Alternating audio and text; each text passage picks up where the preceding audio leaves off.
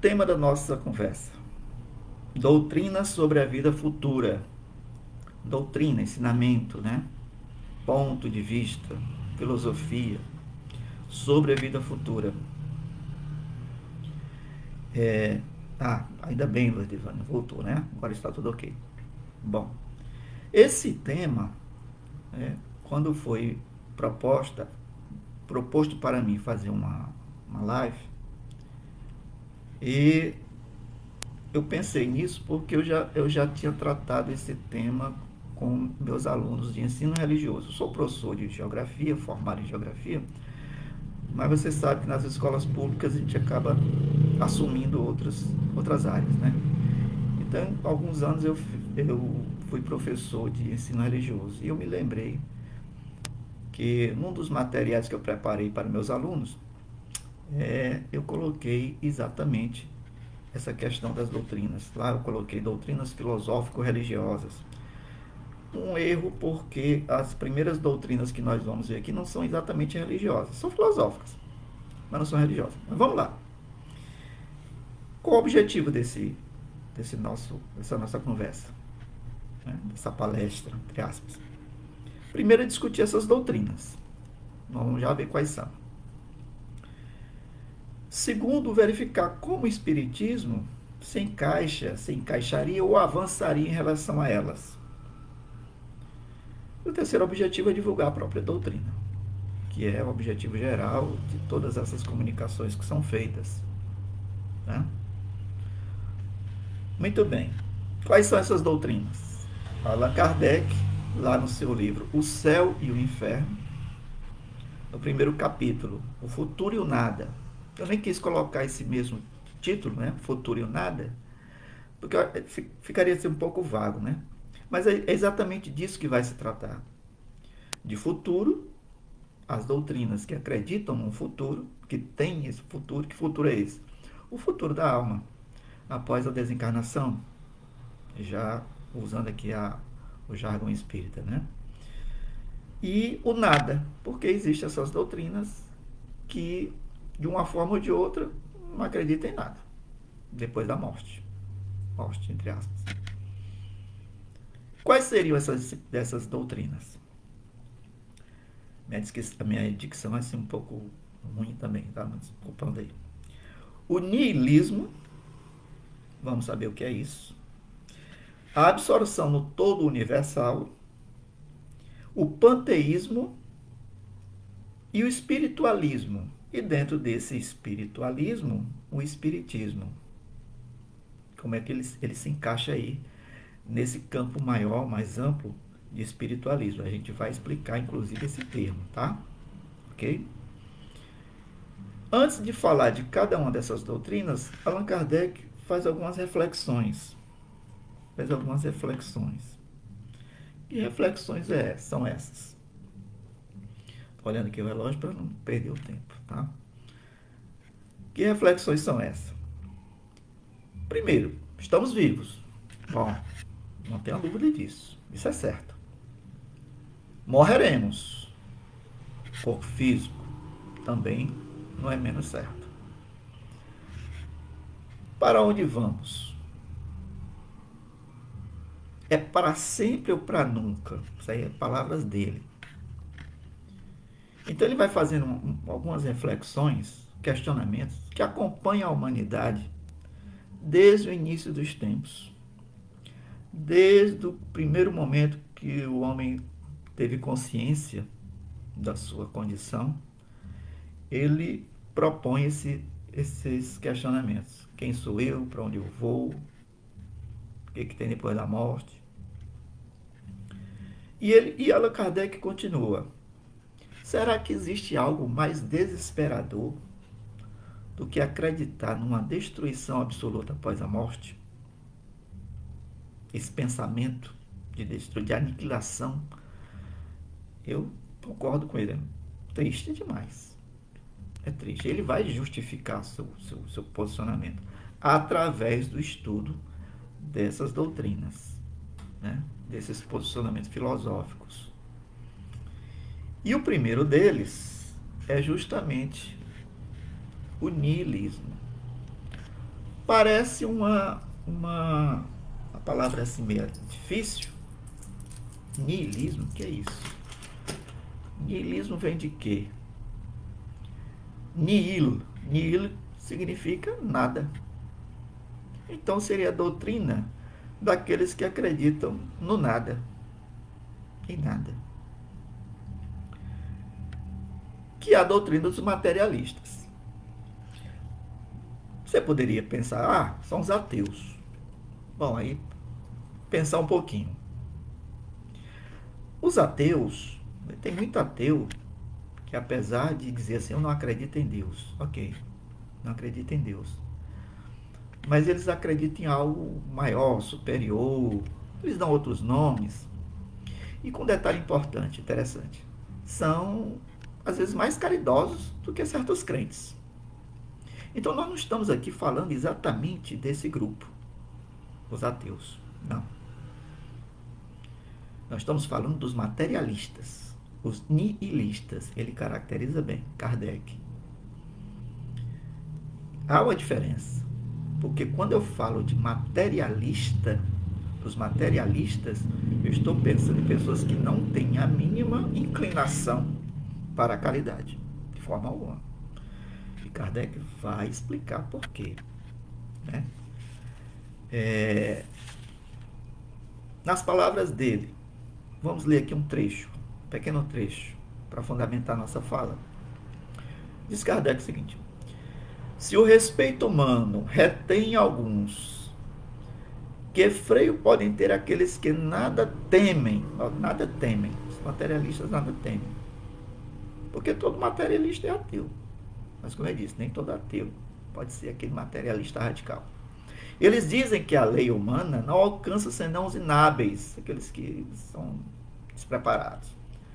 Se há uma doutrina malsã, gosto dessa parte, se há uma doutrina malsã e antissocial, seguramente é do nihilismo. É a primeira vez que ele usa a palavra, esse termo, no texto dele, no primeiro capítulo, de Céu e Inferno. Né? E por que eu gosto dessa parte? Porque ele vai dizer malsã e antissocial. Malsã quer dizer é o contrário do bom, do saudável. Malsã. E antissocial, contra a sociedade. Por quê? Porque rompe os verdadeiros laços da solidariedade e da fraternidade. Fundamento das relações sociais, olha aí. Então, os fundamentos da sociedade, das relações sociais, das relações entre as pessoas, é a solidariedade, a fraternidade.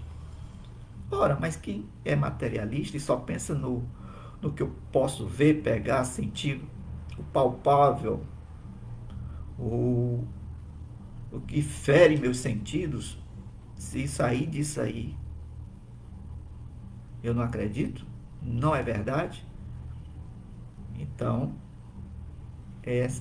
essa é uma condição que eu vou me relacionar com a sociedade de maneira bem complicada. Kardec vai falar exatamente disso. Kardec diz o seguinte: por que essa doutrina do niilismo, do materialismo, das pessoas que só acreditam naquilo que podem ver, pegar, sentir, o dinheiro, né? São geralmente pessoas que se apegam a essa questão financeira. Por que essa doutrina não é mais desastrosa? Por que ela não prejudica mais a humanidade? Ele coloca 2 pontos. Primeiro, porque, na verdade, essas pessoas que pensam dessa forma são mais dissimuladas. Elas são mais dissimuladas do que acreditar realmente no que falam, no que dizem. Está entendendo? É da boca para fora, digamos assim. O outro ponto importante é a questão de ser minoria. De ser minoria.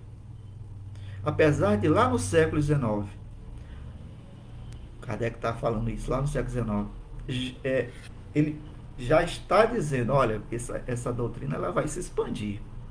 Kardec já dava essa ideia. E realmente se expandiu. Não tanto quanto o cristianismo, o judaísmo, as outras religiões.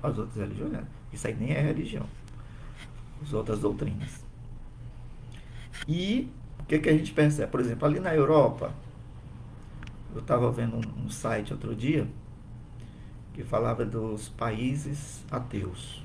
Né? Os 11 países ateus do mundo, mais ateus.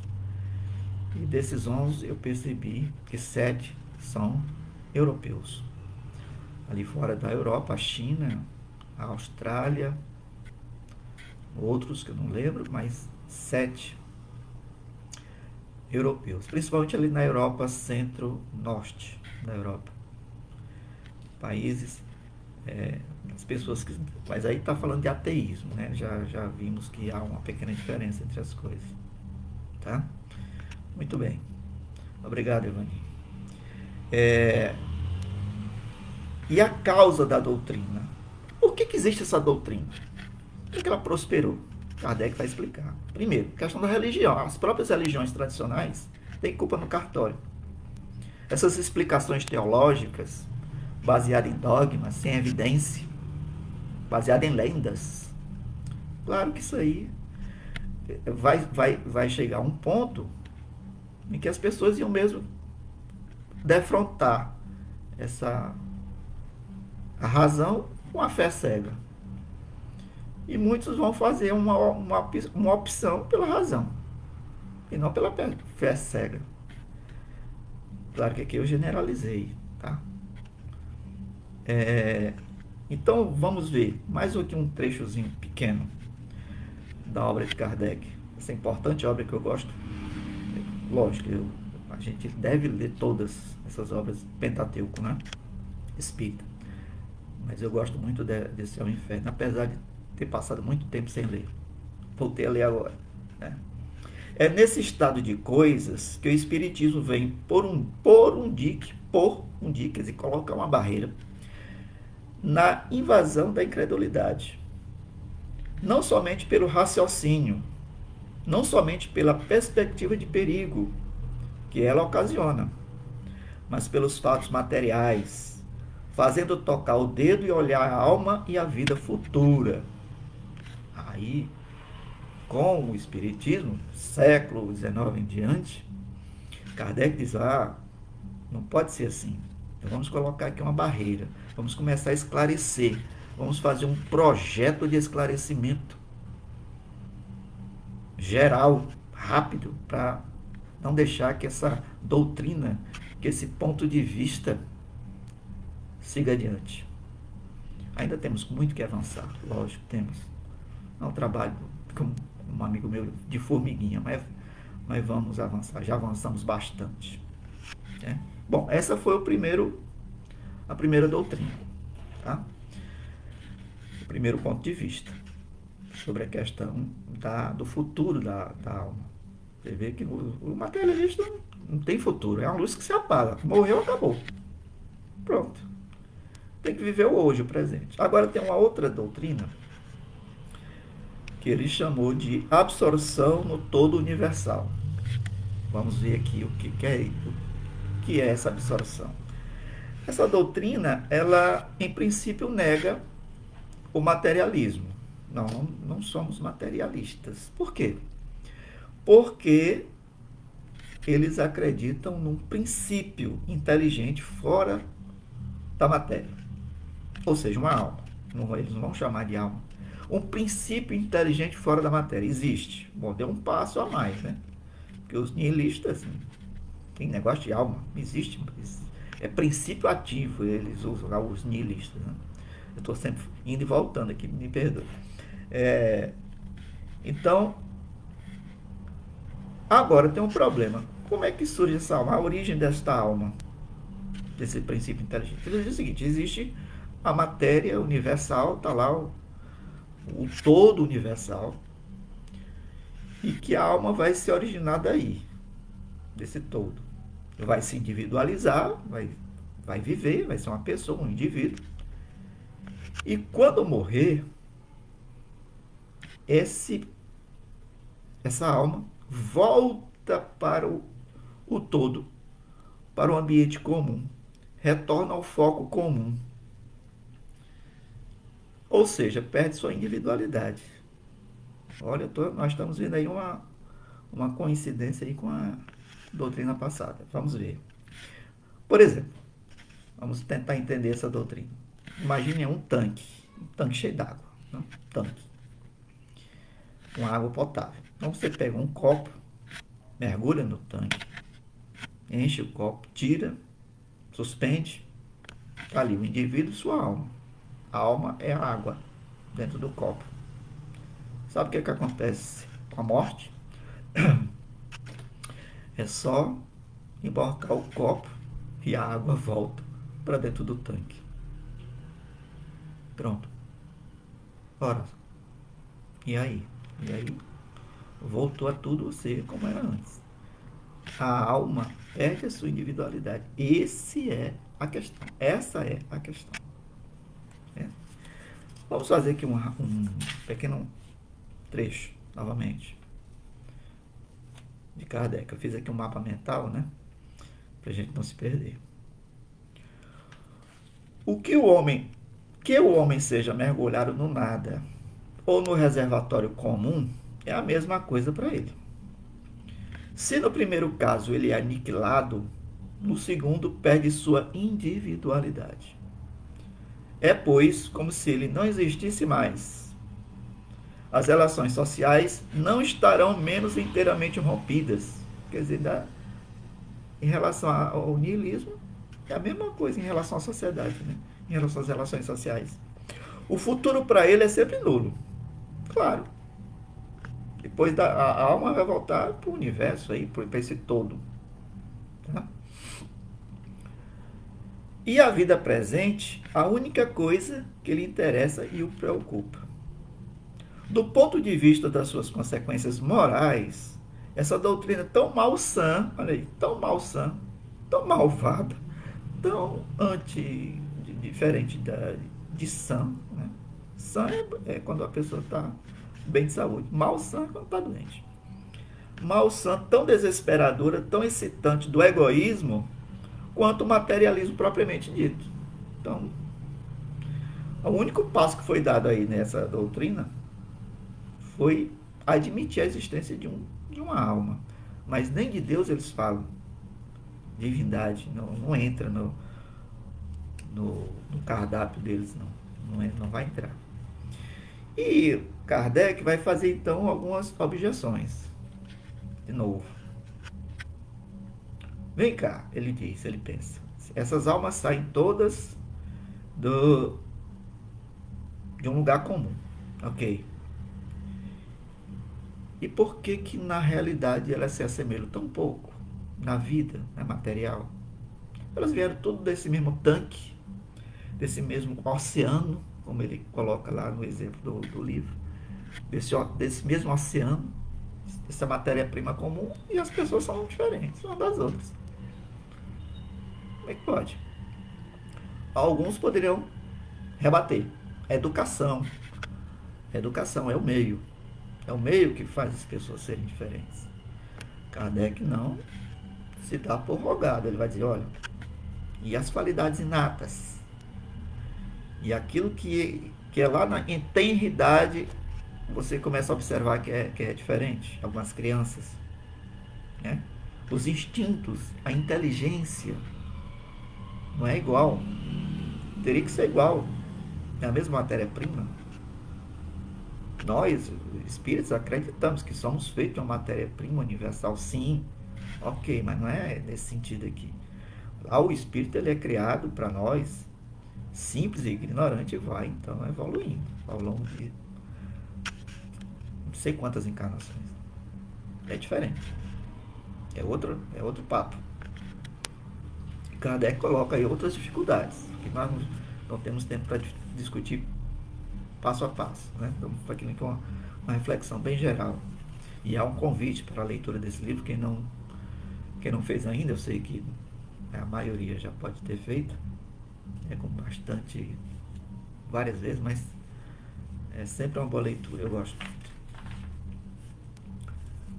Bom, e aí vem outra doutrina, mais uma doutrina, chamada de panteísmo. Panteísmo, de pan, né? Pan quer dizer todo. Por exemplo, Olimpíadas Pan-Americanas, quer dizer, América toda. Panteísmo. Teísmo vem de Theos. Theos significa Deus. Tá? No grego, né? No latim. E qual é a diferença dessa doutrina para as que nós já analisamos aqui? Nihilismo e absorção do todo universal. Vamos ver? Bom, essa consegue dar um passo novamente, um pouco mais à frente, porque vai acreditar num princípio universal. Um princípio universal inteligente, um princípio universal de vida inteligente. Uma divindade. Pronto, Deus. Vocês vão acreditar aí num Deus. Mas como é esse Deus? O problema está aí. Como é este Deus? Deus é, ao mesmo tempo, espírito e matéria. Sim, matéria. Deus não é só espírito, é matéria. Quer dizer, não é só algo invisível, imaterial, é também matéria, aquilo que é composto de minerais, madeira, qualquer coisa. Deus é tudo dentro dessa doutrina. E tudo e todos. Aí a coisa começa a ficar complicada. Todos os corpos naturais compõem a divindade. Eu confesso que essa doutrina, ela me é mais complicada de entender. Se você for pesquisar e tal, né, tem vários sites, várias referências falando do panteísmo. Mas de maneira geral é difícil de entender lá. Como é que é esse Deus do panteísmo? No panteísmo, que é tudo, ao mesmo tempo, todas as pessoas. As pessoas individuais são deuses. Eu sou Deus, você é Deus. Né? É assim, vamos ver aqui o que Kardec comenta sobre o panteísmo. Vamos ver ali. Deus é o conjunto de todas as inteligências reunidas. Cada indivíduo, sendo uma parte do todo, ele mesmo é Deus. Nenhum ser superior e independente comanda o conjunto.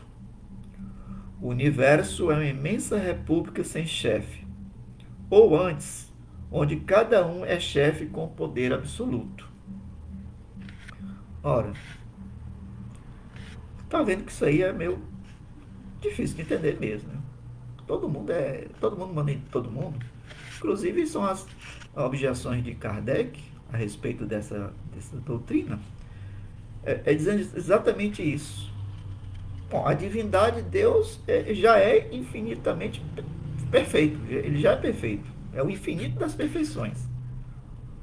Como é que o infinito das perfeições vai se dividir em partes imperfeitas, que é cada um de nós?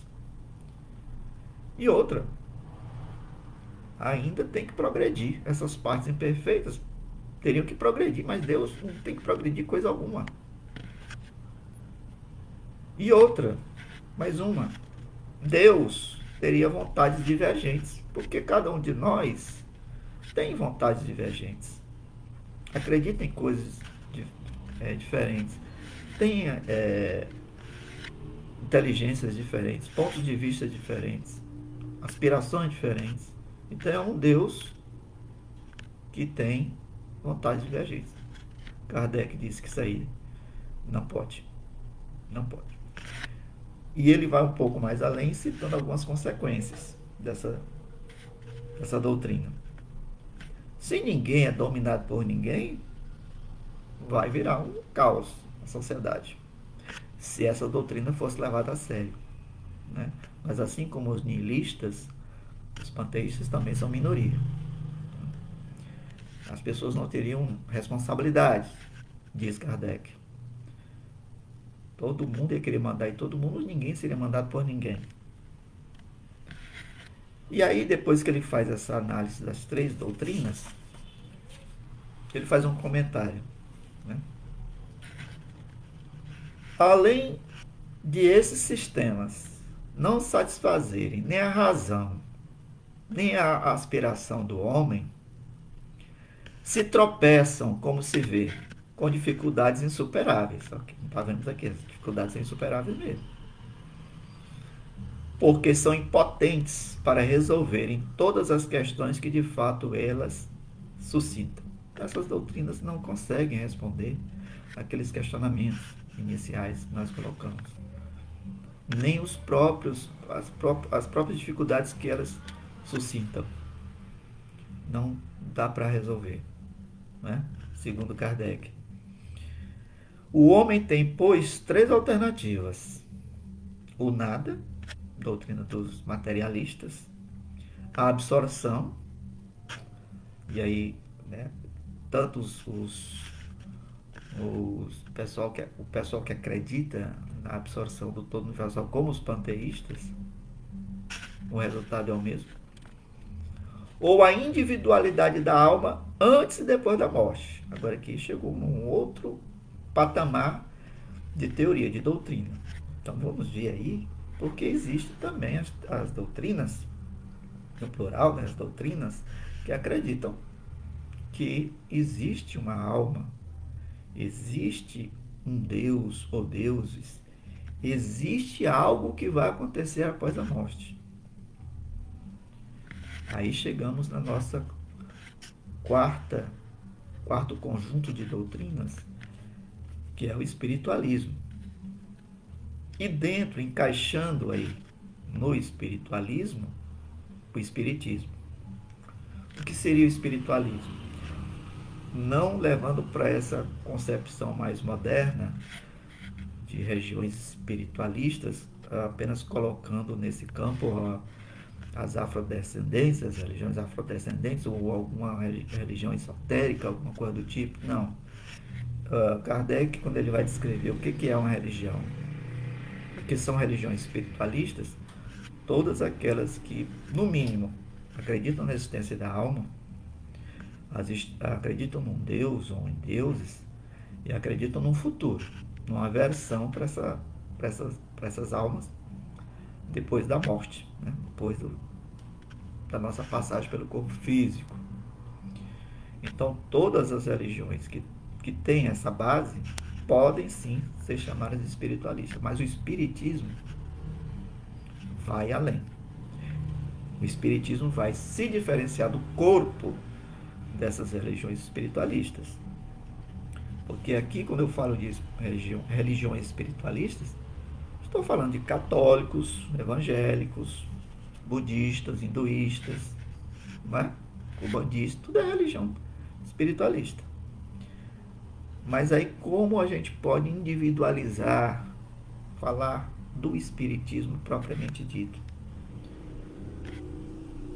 A primeira diferença é que essas religiões, elas, de maneira geral, generalizando aqui um pouquinho, de maneira geral, elas se apegam muito à matéria, né? A matéria, elas veem muito a forma e não o fundo, e não a essência. Se apegam geralmente em dogmas, rituais, hierarquias temporais. E o espiritismo vai fugir desse métier, vai fugir desse padrão. Vai fugir por quê? Porque vai dar respostas outras, vai dar respostas diferentes, vai por outro caminho. O nosso objetivo aqui nessa live não é necessariamente discutir o espiritismo. Para isso nós temos as obras, as leituras que vocês têm em abundância.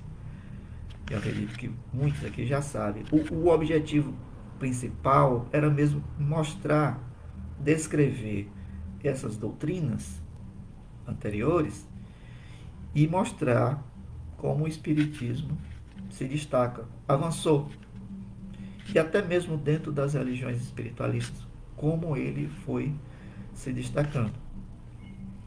Então, quando a gente fala do Espiritismo,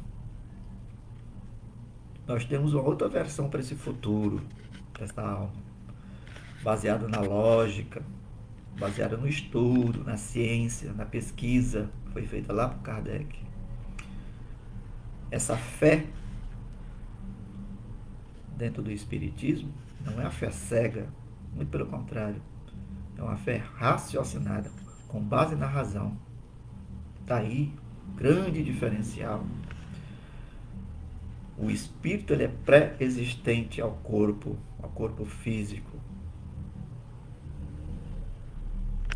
E depois que o corpo já não suporta mais, alguma coisa acontece para esse corpo falir, entrar em decadência, enfim, morrer, o espírito continua a sua jornada.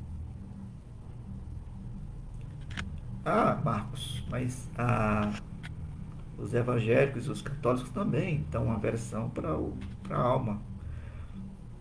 Ou vai para o céu, ou vai para o inferno, ou fica esperando no purgatório.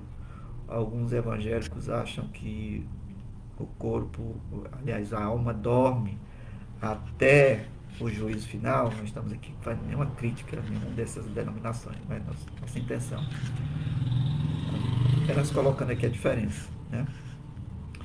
Então, o Espiritismo vai dizer, não é bem assim, não.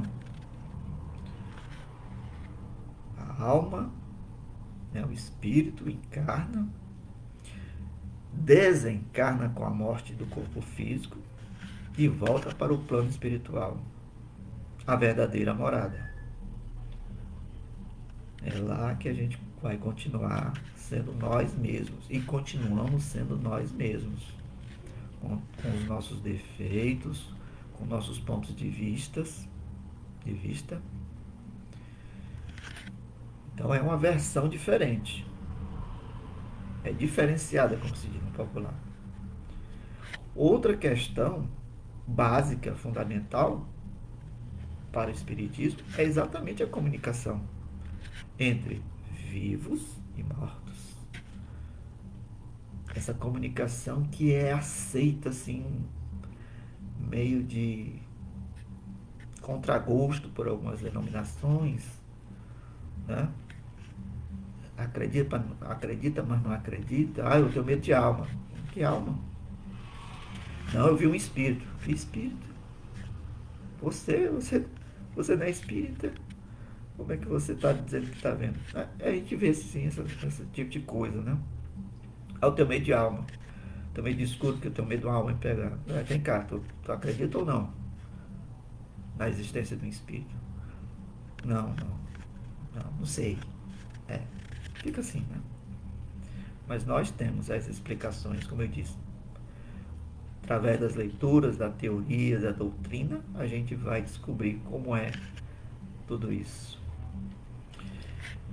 Então, meus amigos, nós estamos aqui nos encaminhando para o final da nossa fala, mas eu queria, antes, colocar um último trecho, rapidão, de Kardec. Ele diz o seguinte: a unificação feita no que concerne a sorte futura das almas será o primeiro ponto de aproximação entre os diferentes cultos. Um passo imenso para a tolerância religiosa primeiro e mais tarde a fusão. Veja que Kardec prevê aí no futuro uma fusão de todas essas doutrinas. Mas antes dessa fusão, tem que haver uma unificação, um acordo em relação ao destino das almas, ao futuro das almas. Quando chegar esse acordo, quando tiver todo mundo de acordo, aí vai haver a possibilidade disso que ele fala, dessa fusão, né? Com isto, eu me despeço de vocês, agradecendo novamente a espiritualidade amiga, em nome de Jesus, que nos apoiou, que nos direcionou. Eu espero ter contribuído de alguma forma para a divulgação da doutrina, para esses esclarecimentos assim um pouco técnicos, né? A gente fugiu um pouco assim daqueles temas mais sentimentais, nada contra, né? Mas a gente viu aí essas três doutrinas, podemos dizer, né? Esses três pontos de vista em relação ao futuro da alma. Muito obrigado, meus amigos. Gratidão, Kátia, também. É sempre bom falar em gratidão. Uma ótima semana a todos. Muita paz. Deus nos abençoe.